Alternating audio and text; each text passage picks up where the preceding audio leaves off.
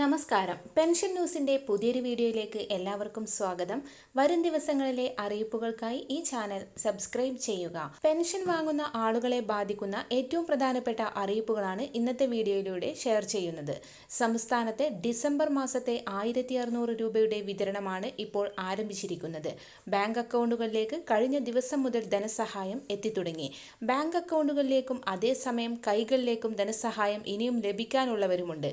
കൈകളിലേക്കുള്ള വിതരണം കഴിഞ്ഞ ദിവസം ആരംഭിച്ചിട്ടുണ്ടെങ്കിലും തുക എല്ലാവരിലേക്കും എത്തിച്ചേർന്നിട്ടില്ല. വരും ദിവസങ്ങളിലായി തുക എല്ലാവരിലേക്കും എത്തും. സാമൂഹിക സുരക്ഷാ പെൻഷൻ വീണ്ടും 5 മാസത്തെ 8000 രൂപ കുടിശ്ശിക നിലനിൽക്കുന്ന ഈ സാഹചര്യത്തിൽ സർക്കാരിന്റെ ഭാഗത്തു നിന്നും വളരെ പ്രധാനപ്പെട്ട ചില അറിയിപ്പുകൾ വന്നിട്ടുണ്ട്. 2024 ജനുവരി മാസം മുതലുള്ള കുടിശ്ശികയാണ് ഇനി ലഭിക്കാനുള്ളത്. 5 മാസത്തെ കുടിശ്ശിക, അതായത് 8000 രൂപ ഓരോ വ്യക്തിക്കും ലഭിക്കാനുണ്ട്. സർക്കാരിന്റെ അറിയിപ്പ് അനുസരിച്ച് ഈ തുക ഒരുമിച്ച് നൽകുന്ന ഒരു സാഹചര്യം സർക്കാരിന്റെ ഭാഗത്തില്ല. അതിനുള്ള സാമ്പത്തിക സഹായം സർക്കാരിന്റെ ഭാഗത്തില്ല എന്നതാണ് സത്യം.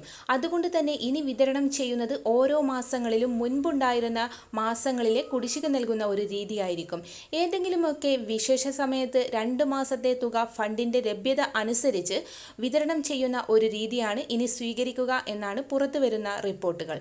അതുകൊണ്ട് തന്നെ ഇനി എല്ലാ മാസങ്ങളിലും പെൻഷൻ ലഭിക്കും. അത് മുൻപുള്ള കുടിശ്ശികയായിരിക്കും ലഭിക്കുക എന്ന് മാത്രം. 2023 മസ്റ്ററിംഗ് ആണ് അവസാനമായി കഴിഞ്ഞത്. ഈ വർഷവും സർക്കാർ മസ്റ്ററിംഗ് നടത്തും എന്ന് തന്നെയാണ് റിപ്പോർട്ടുകൾ വരുന്നത്. 2024 മസ്റ്ററിംഗ് തീയതി ഔദ്യോഗികമായി സർക്കാർ പ്രഖ്യാപിച്ചിട്ടില്ല. ജൂൺ മാസം പ്രഖ്യാപിച്ചേക്കും എന്ന ഒരു സൂചനയാണ് പുറത്തുവരുന്നത്.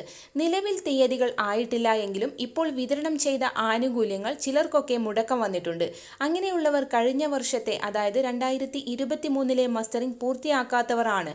അങ്ങനെയുള്ളവർക്ക് മസ്റ്ററിംഗ് പൂർത്തിയാക്കാൻ എല്ലാ മാസങ്ങളിലും 20-ാം തീയതി വരെ അക്ഷയ കേന്ദ്രം വഴി സമയം അനുവദിച്ചിട്ടുണ്ട്. ഈ സമയം ഉപയോഗപ്പെടുത്തുക. വരും ദിവസങ്ങളിലെ വാർത്തകൾക്കായി ഈ ചാനൽ സബ്സ്ക്രൈബ് ചെയ്യുക.